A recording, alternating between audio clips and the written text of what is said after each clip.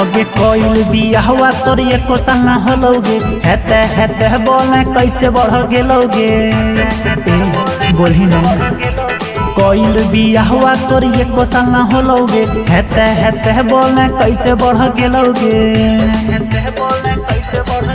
अगे लागो हो ऊपर दबा के नीचे ठेलोगे हेरे नैहर के बेला रोटी ससुरा में फुलो रे बुझले नैहर के बेला रोटी ससुरा में फुलो रे हेगे कोइल बियाहवा तोर एको संगा होलोगे हेते हेते बोलने कैसे बढ़ गेलोगे बोलना कोइल बियाहवा तोर एको संगा होलोगे हेते हेते बोलने कैसे बढ़ गेलोगे अगे लागो हो ऊपर दबा के नीचे ठेलोगे हेरे नैहर के बेला रोटी ससुरा में फुलो रे बुझले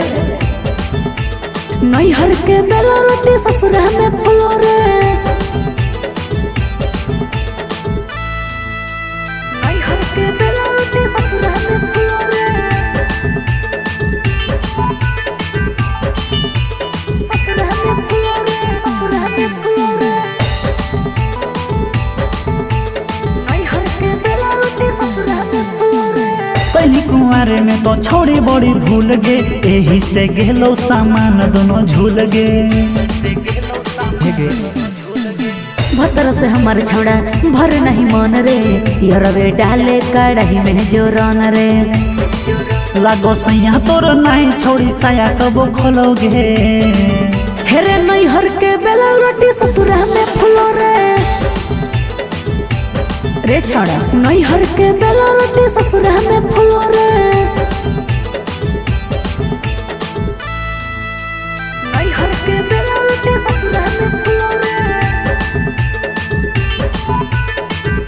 ससुरा में फुलो रे ससुरा में फुलो रे